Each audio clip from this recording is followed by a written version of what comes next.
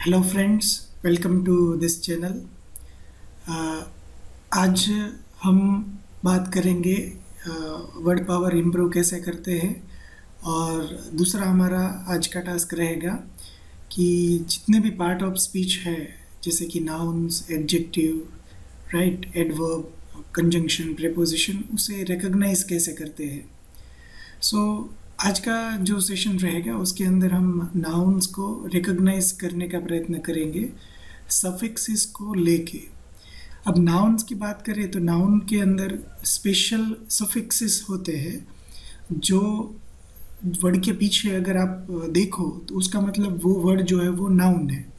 मतलब part of speech recognise करने में आपको सफिक्सेस जो है वो सबसे ज़्यादा मदद करेंगे। ठीक है, अब इसके साथ ही सफिक्सेस का मतलब क्या होता है वो भी हम समझने का प्रयत्न करेंगे और साथ में कुछ एग्जाम्पल भी देखेंगे। Let us start first.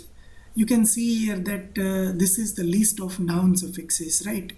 जितने भी इंग्लिश वर्ड्स है, राइट, उसके पीछे जैसे कि TION और SION, right, shape, ITE, ance, ness, ship, dom, scope, ism, age, right, hood, let, ISMUS, OMA, pathy, right, ये सभी जो है वो सफिक्सेस है किसके लिए? नाउन्स के लिए। अब इसका रियल यूज़ क्या होता है वो हम देखेंगे विद एग्जाम्पल। कुछ और सफिक्सेस है जो यहाँ पे आप देख रहे हो। This all are very important to improve your vocabulary as well as to recognise the part of speech noun. Let us start. First is, you can see here that first is TION और SION, right? अब ये suffix जो है उसका मतलब होता है this is indicating an action or process.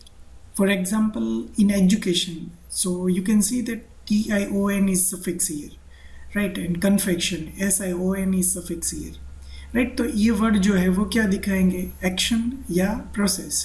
Other example देखते हैं तो organisation, invasion, revision, emersion, comprehension, right. अब आप कह सकते हो कि all this words are nouns. अब नाउन रिकॉग्नाइज करने का फ़ायदा क्या है कि अब आपका ग्रामर जो है वो भी इम्प्रूव होगा, साथ साथ वोकेबलरी भी इम्प्रूव होगी। और कोई कम्पिटिटिव एग्ज़ाम के लिए अगर प्रिपरेशन कर रहे हो, राइट, तब उसमें भी ये सारी बातें जो है वो काम आएगी। Another one is meant, right. अगर किसी वर्ड के पीछे आप मेंट दिखो, राइट, उसका मतलब ये वर्ड जो है वो अपना नाउन है। सो मेंट क्या इंडिकेट करता है? इट्स इंडिकेट अ स्टेट और कंडीशन, जैसे कि एक्साइटमेंट, राइट। तो एक्साइटमेंट जो है वो एक कंडीशन होगी। Judgement, development, improvement, establishment, achievement, fulfilment, right. Next one is ITY और TY। ये क्या इंडिकेट करता है? This word or suffix indicates a quality or state, right? For example, integrity is quality. Creativity, once again quality. Stability, responsibility, productivity, authenticity, humility, all these words are noun. Okay, I hope you are getting my point.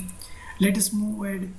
Another one is ence or ANCE. ये word क्या indicate करते हैं और suffix क्या indicate करते हैं? It indicates a state or quality, once again in confidence, importance, evidence, dependence, resistance, performance, acceptance. ये सभी वर्ड्स को अगर आप डिक्शनरी में भी देखोगे तो dictionary will show you the meaning of this word in terms of state or quality, right? Another thing is these words are nouns that you can see exactly in your dictionary. Another word is NES, that is NES as suffix.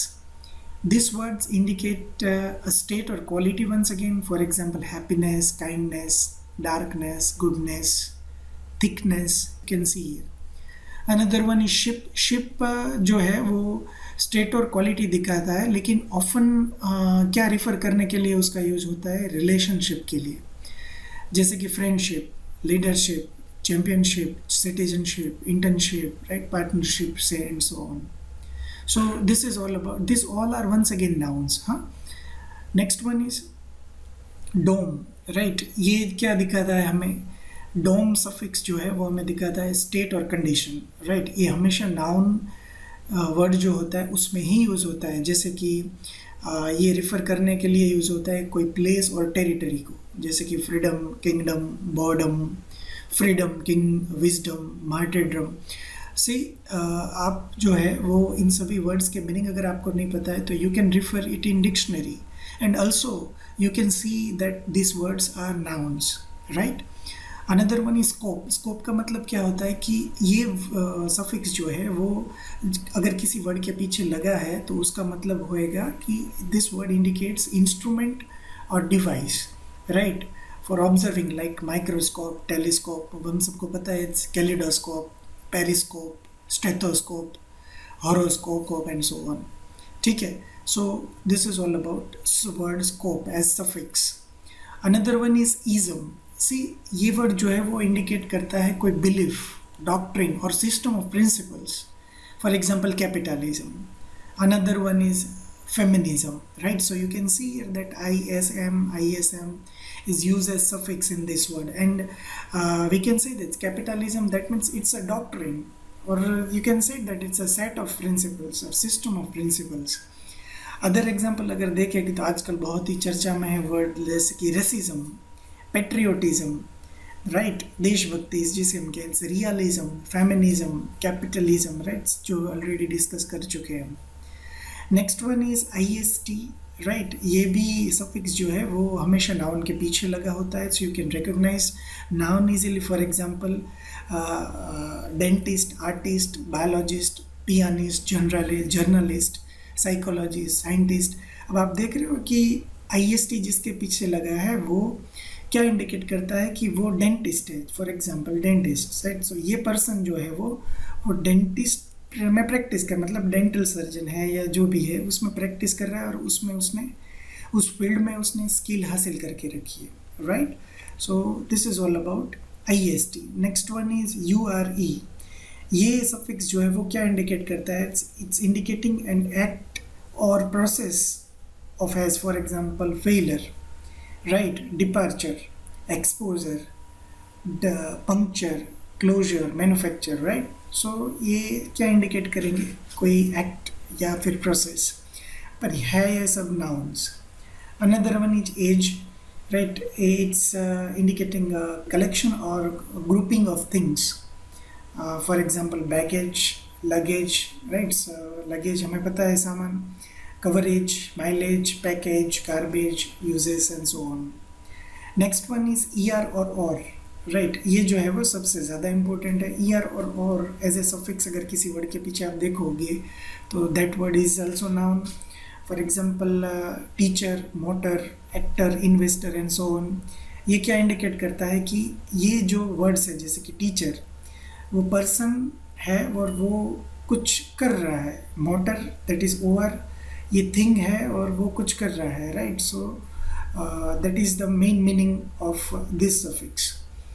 Next one is EE, that this one is indicating a person who receives or is affected by an action, जैसे कि employee जो है वो receiver है ना, right. पेई जो है वो बन सकता, interviewee, grantee, retiree, nominee, absentee, right.